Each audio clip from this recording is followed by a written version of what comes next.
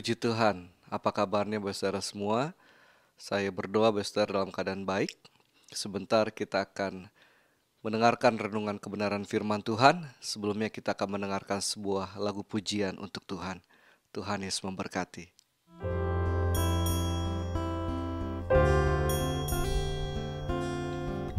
Haleluya, puji Tuhan. Kuasanya hebat bagi setiap kita orang yang percaya kepada Tuhan. Amin.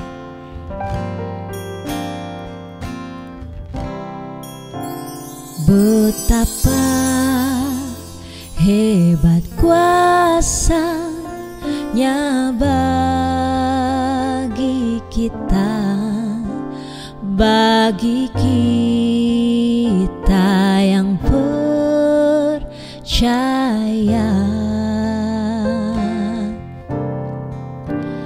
Sesuai dengan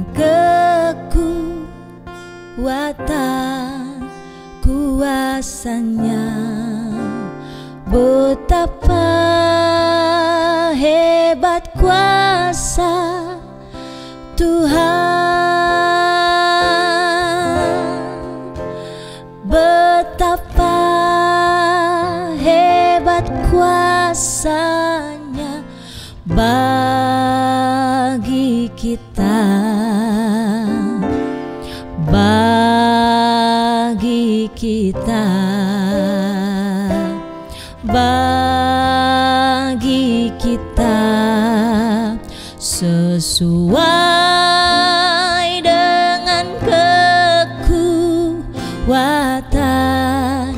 kuasanya, betapa hebat kuasa Tuhan. Amin.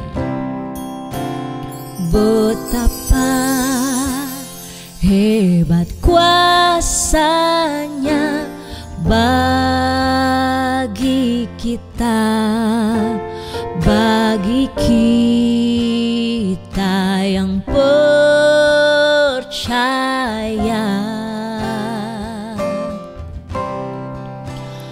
Sesuai dengan kekuatan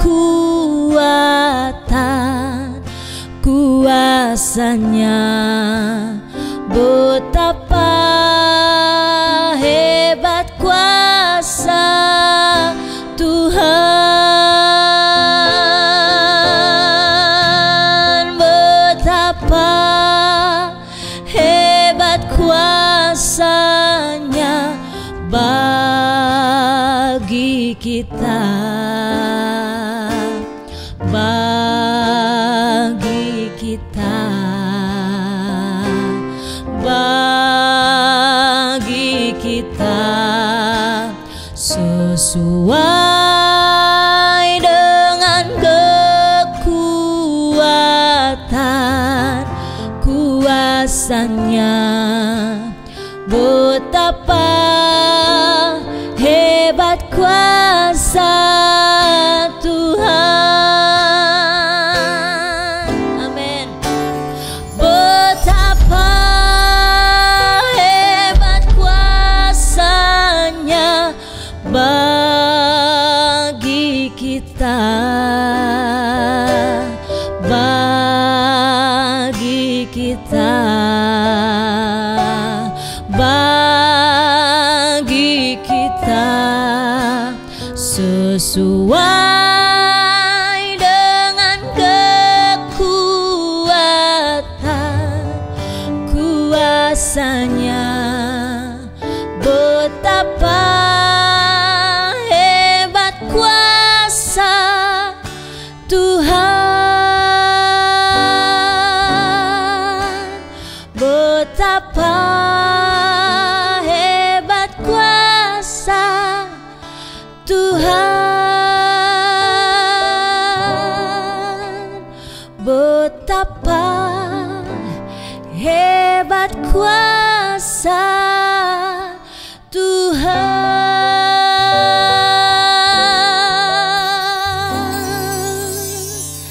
Amin. Haleluya. Mari kita berdoa. Pujian syukur kami naikkan di hadapan Tuhan kalau pada hari ini kami boleh tetap bangun dan kami percaya kami ada dalam pemeliharaan tangan Tuhan. Dan kami hari ini dapat berharap kepada kasih setia dan rahmat Tuhan yang selalu baru setiap pagi. Terima kasih Tuhan. Firman-Mu itu adalah pelita bagi kaki kami, terang bagi jalan kami. Kiranya urapan Allah boleh menyertai pribadi kami boleh mendengar, percaya, mengerti, dan hidup di dalamnya. Kuasa gelapan roh jahat, pekerjaan dan kuasanya kami patahkan, hancurkan dalam nama Yesus. Roh Kudus, pimpin hati dan pikiran kami. Pimpin kehendak kami. Yesus semakin bertambah, kami semakin berkurang. Kami sambut kebenaran firman-Mu dalam nama Tuhan Yesus Kristus. Haleluya. Amin. Puji Tuhan, saudara. Saya harap saudara dalam keadaan baik dan diberkati oleh Tuhan. Saya diberi tema pada pagi hari ini tentang menghormati otoritas. Dan ayat utama diambil dari Efesus pasal yang keempat, ayat yang ke-11 dan 12. Saya bacakan untuk saudara semua. Dalam nama Yesus, dan ialah yang memberikan baik rasul-rasul maupun nabi-nabi, baik pemberita-pemberita Injil maupun gembala-gembala dan pengajar-pengajar, untuk memperlengkapi orang-orang kudus bagi pekerjaan pelayanan, bagi pembangunan tubuh Kristus. Otoritas, menghormati otoritas. Apa itu otoritas? Menurut beberapa catatan beberapa hamba Tuhan, demikian. Kemampuan atau kekuatan yang dimiliki seseorang. Berikutnya adalah kekuasaan seseorang yang kehendak dan perintahnya harus dipatuhi oleh orang lain. Bahasa asli pakai exousia, menjelaskan otoritas yang telah didelegasikan seseorang kepadanya dari orang lain. Berarti bukan otoritas kuasa diri sendiri, tapi diberikan oleh orang lain. Sehingga tercatat demikian. Otoritas adalah siapa saja yang memiliki hak untuk membuat keputusan yang mempengaruhi hidup Anda. Saudara, berarti otoritas itu sesuatu yang penting karena dapat mengubah atau mempengaruhi kehidupan seseorang. Otoritas ini didapat dari mana? Dan untuk siapa yang memiliki otoritas? Saya bacakan ayat 11 demikian. Dan ialah, kata ialah dipakai huruf besar I-nya, ialah berarti menunjuk kepada satu pribadi, yaitu Tuhan Yesus Kristus. Yesus Tuhan, Kristus Yesus Tuhan adalah pemberi otoritas dan didelegasikan, diberikan kepada siapa? Yang memberikan baik rasul-rasul maupun nabi-nabi, baik pemberita-pemberita Injil maupun gembala-gembala dan pengajar-pengajar. Otoritas Tuhan berikan kepada kelima jawatan. Kelima jawatan ini pemberian Tuhan, dan pemberian Tuhan ini ketika orang-orang tersebut dipercayakan disertai dengan otoritas. Ada delegasi kekuasaan di dalamnya. Sekarang tujuan otoritas itu apa? Apakah bisa dipakai untuk semuanya memerintah seenaknya? Tidak, saudara. Tetapi ini menyangkut gereja Tuhan. Dikatakan demikian tujuannya, untuk memperlengkapi orang-orang kudus bagi pekerjaan pelayanan, bagi pembangunan tubuh Kristus. Para kelima jawatan yang disertai dengan otoritas ini harus memperlengkapi gereja Tuhan. Tujuan diperlengkapi ini supaya gereja Tuhan siap melayani, terlibat dalam pekerjaan pelayanan.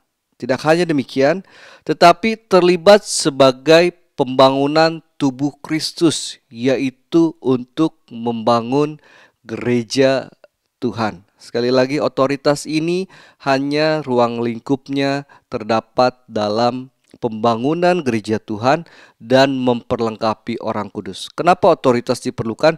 Supaya terjadi keteraturan dalam gereja. Dan otoritas yang diberikan ini bukan otoritas menurut pandangan pikiran masing-masing orang, tetapi harus berdasarkan kebenaran firman Tuhan.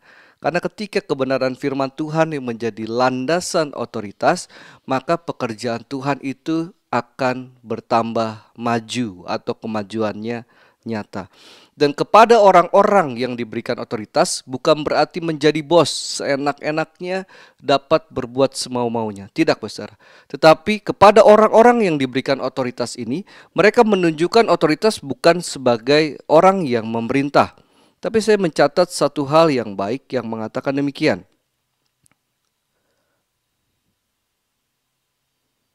Bahwa ketika orang tersebut diberikan kuasa, diberikan otoritas, maka otoritas itu menjadi efektif ketika orang-orang yang memegang otoritas itu menjadi sebuah contoh, menjadi contoh yang harus ditiru oleh jemaat. Artinya apa? Ketika mereka memberitakan firman Tuhan, mereka melakukan firman Tuhan tersebut, memberikan contoh yang jelas.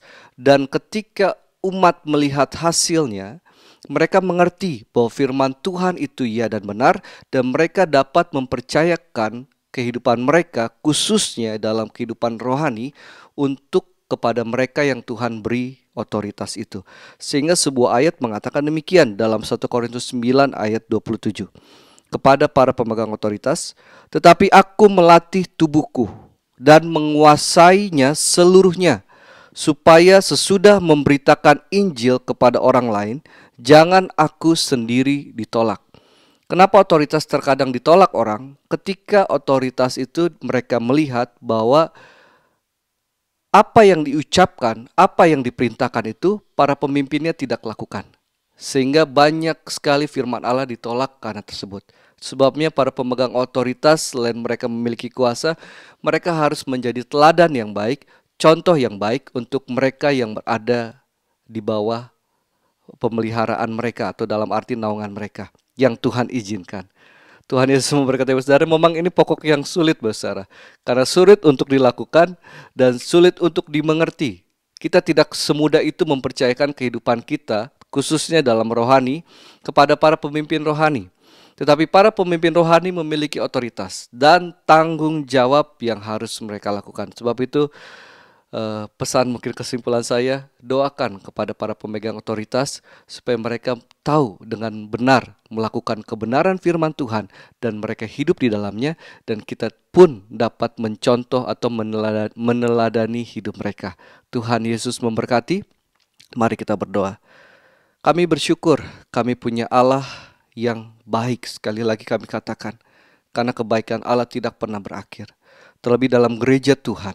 Tuhan, kalau Tuhan telah mempersiapkan para orang kudus, telah mempersiapkan para kelima jawatan, Tuhan berkati kehidupan mereka.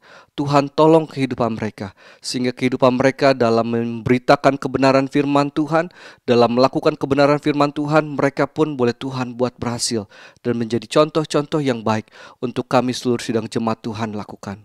Memberkati seluruh sidang jemaat Tuhan dalam kehidupan rumah tangga mereka, dalam pekerjaan mereka sepanjang hari ini. Kalau dalam kehendak Tuhan, Tuhan buat berhasil.